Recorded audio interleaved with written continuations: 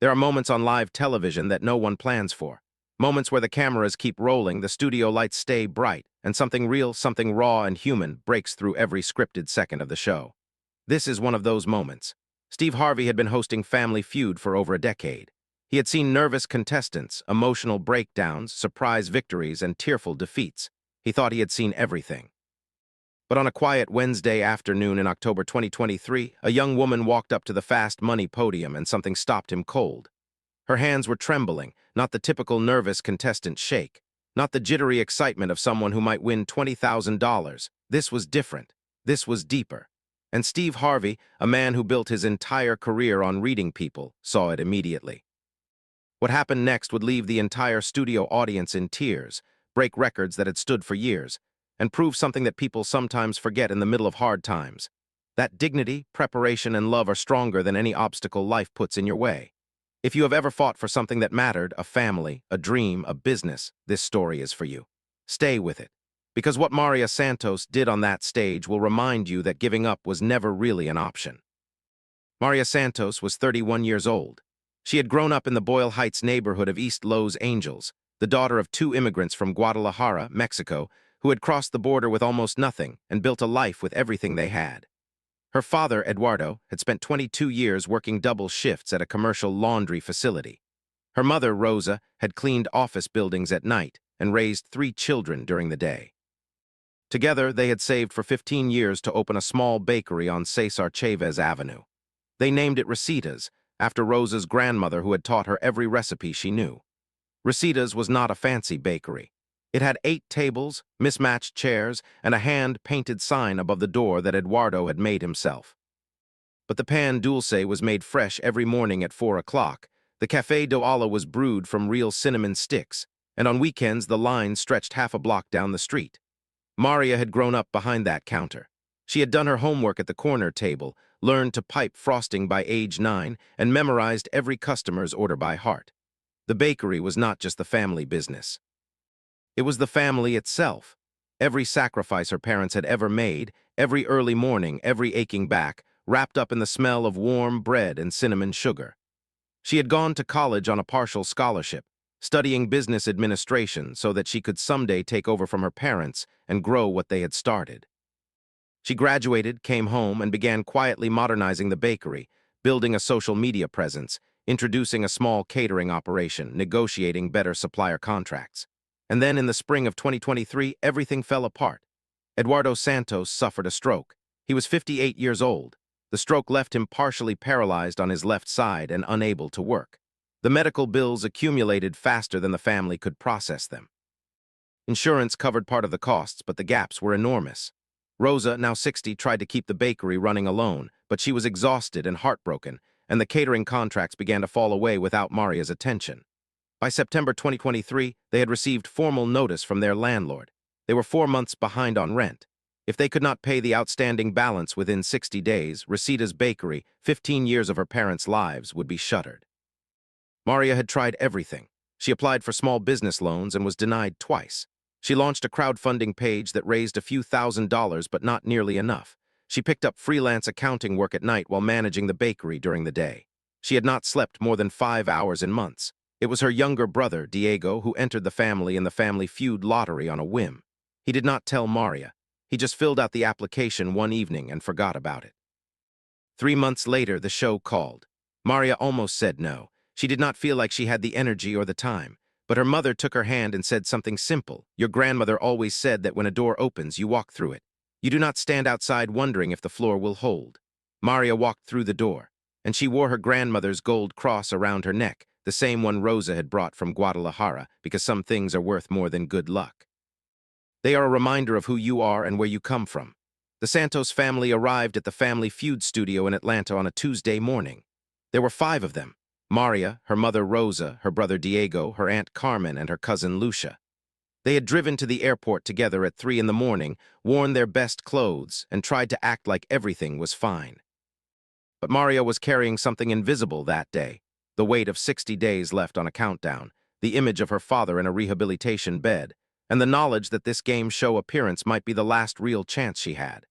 The Santos family was matched against the Williamson family from Georgia, a warm and boisterous group who competed with energy and humor. The main game was tight and tense, trading leads back and forth across 4 rounds. The audience loved both families. But the Santos family pulled ahead in the final round, claiming the victory and earning their spot in Fast Money. The rules of Fast Money are simple. 2 contestants go separately. The first sets a score. The second has to push the combined total to 200 points or higher to win the $20,000 prize. Diego went first. He was quick, confident, a natural performer who had the audience laughing between answers. When the board was revealed, he had scored 104 points. A solid number, a good foundation. Now Maria needed 96 points. For most contestants, 96 points in Fast Money is an achievable but challenging target. You need strong answers across 5 questions, ideally landing near the top of the survey for each one. Maria stepped up to the podium. Steve Harvey approached her with his usual warm energy, microphone in hand, ready with a joke or a bit of friendly banter to loosen up the contestant. But when he got close, he paused. He could see her hands on the podium's edge. They were shaking, not dramatically. If you were watching from the back of the studio, you might not have noticed, but Steve was close and he was paying attention and he saw it clearly. This was not nerves about a game show. This young woman was carrying something real. He looked at her for a moment longer than usual. She met his eyes. She did not look away or try to hide it. She just looked at him steadily as if to say, I know you can see it. But I am still here. Steve nodded slightly, adjusted his tone, and said, You ready? Maria exhaled slowly.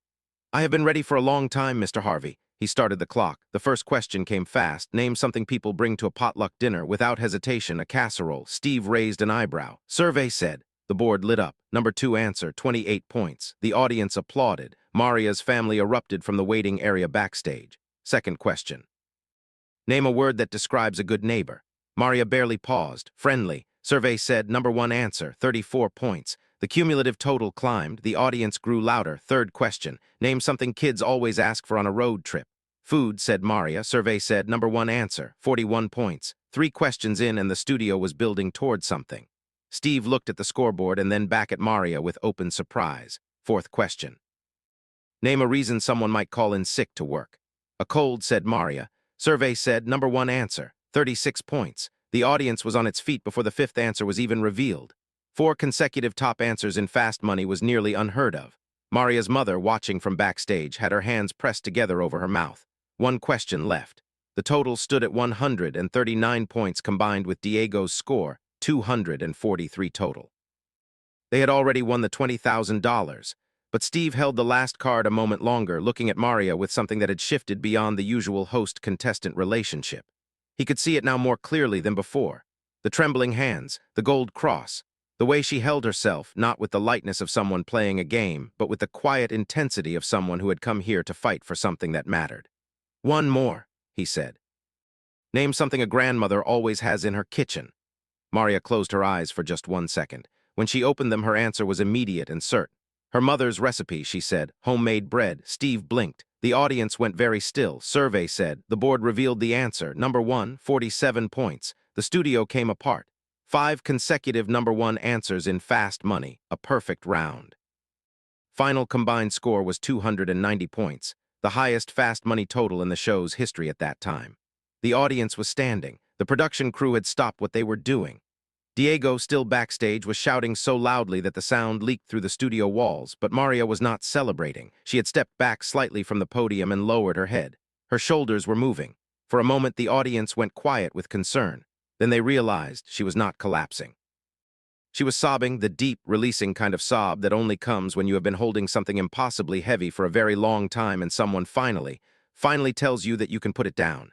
Steve Harvey walked to her, not in his host role, not in his entertainer persona. He walked to her the way a person walks towards someone who needs another person nearby. He put his hand gently on her shoulder. Hey, look at me. Maria looked up, tears running freely down her face, mascara long forgotten. Tell me, Steve said. Tell me what's really going on. She told him. She told him about her father's stroke, about the medical bills, about Rosita's bakery, and the 60-day notice and 15 years of her parents' lives sitting on the edge of a ledge. She told him about the 4 o'clock mornings, and the hand-painted sign, and the customers who came every weekend without fail because Rosa Santos made the best pan dulce in East Los Angeles.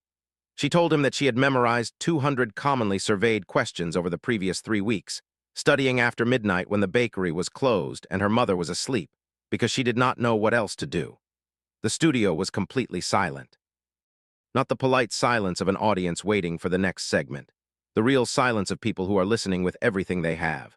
When she finished, Steve Harvey stood quietly for a moment. Then he said something that the audience would repeat for years afterward. "You know what I saw when you walked up to that podium? I saw your hands shaking, and I thought that's not someone scared of losing, that's someone who cannot afford to. There's a difference. One kind of fear makes you freeze. The other kind makes you perfect." He turned to face the audience and the cameras. "Ladies and gentlemen, this young woman did not come here today to play a game. She came here to save her family's dream, and she just did it with 5 perfect answers." He paused. "But I am not done." He turned back to Maria. "Tell me about the bakery. Tell me about Rosita's." Maria, still gathering herself, described it. The 8 tables, the mismatched chairs, the line on Saturday mornings. The regulars who came every week. Her father's hand-painted sign. Her mother's recipes, learned from a grandmother in Guadalajara who had never owned a proper measuring cup but always made everything exactly right. Steve listened to every word. Then he made an announcement directly to camera on live national television that caused the production team to exchange startled glances. "When this episode airs, I want every single person watching to know about Rosita's Bakery on Cesar Chavez Avenue in Boyle Heights, Los Angeles.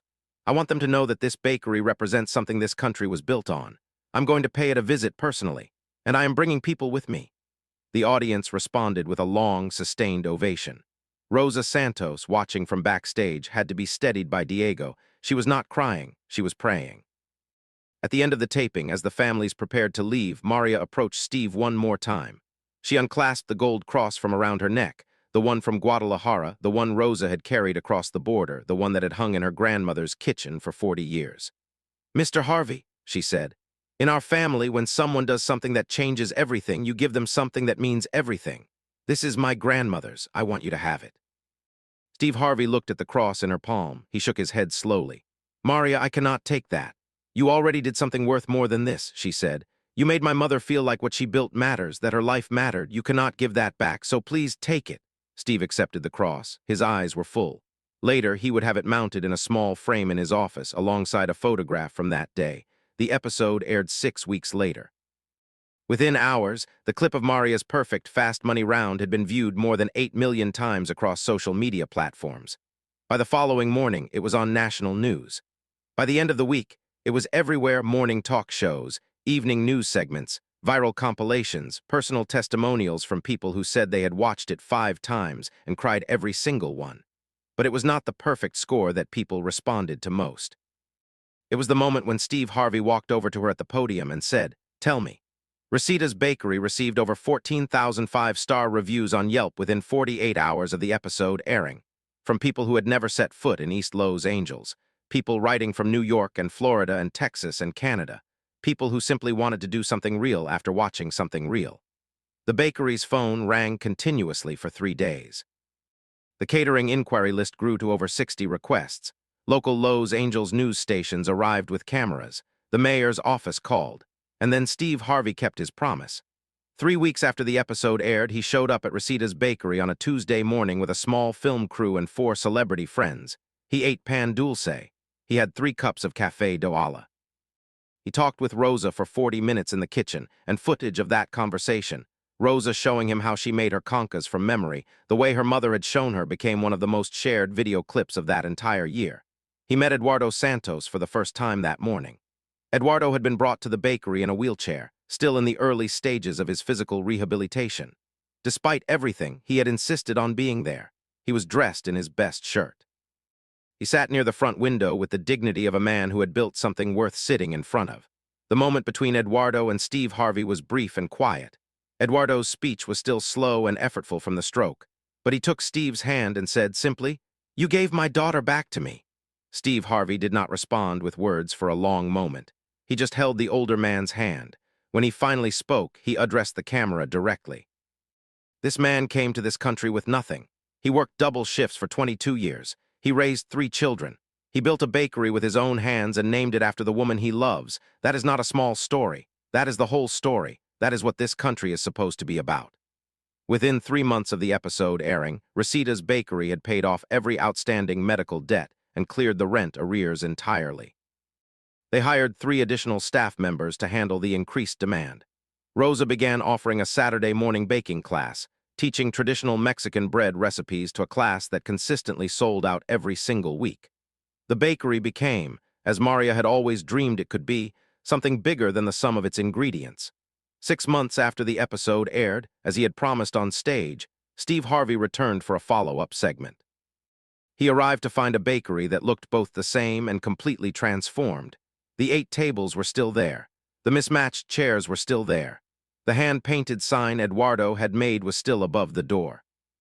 But the dining room was full every single morning from open to close, and the walls were covered with photographs, families who had visited from across the country, letters from customers, a framed screenshot of the Family Feud scoreboard, and a small printed card that read, "In this kitchen, love is the first ingredient." Maria appeared in the follow-up segment looking rested for the first time in perhaps a year. She told Steve that they had not only saved the bakery, they were expanding. A second location was already in planning stages in the East Side neighborhood of Pasadena, and she had started a small initiative they were calling the Reseda Fund, a community support effort for immigrant-owned small businesses facing medical or financial emergencies. In its first 6 months, the fund had helped 4 families. The follow-up segment's most powerful moment came when Eduardo Santos walked into the frame, unassisted, no wheelchair, with a cane for balance. His recovery was ongoing and would take more time. But he was on his feet, and he was standing in his own bakery, and he was smiling. Steve Harvey stood up when Eduardo walked in. The audience watching at home did not need commentary. The image was enough. In his remarks that day, Steve Harvey said, "I have been doing this for over 30 years. I have asked a lot of questions on this stage, but the most important question I ever asked was probably the simplest one. I looked at a young woman with shaking hands and I said, 'Tell me.' And she did, and the whole world listened." He paused. "That is what happens when ordinary people refuse to be invisible. That is what happens when someone decides that their story deserves to be told." Maria's story did not end with the bakery's revival. It grew. She was invited to speak at 3 universities about resilience and small business strategy. A business school in Southern California used her preparation methodology, the way she had studied Family Feud for 3 weeks, treating the game show as a professional challenge, as a case study in goal-oriented preparation under pressure. A national organization for Latina entrepreneurs named her one of their honorees for the year. She continued wearing her grandmother's cross, a new one, a gift from Rosa, at every public appearance. When people asked her about it, her answer was always the same. "It is not for luck. It is to remember that I am not the first person in my family to do something hard. I am just the most recent one." 1 year after the episode aired, Maria was invited back to Family Feud for a special reunion segment. She did not compete. She arrived simply as a guest to be recognized. But the moment the studio audience saw her walk out, they rose to their feet before she had taken 3 steps. Steve Harvey, for once, let the applause run without a joke. He just stood back and watched.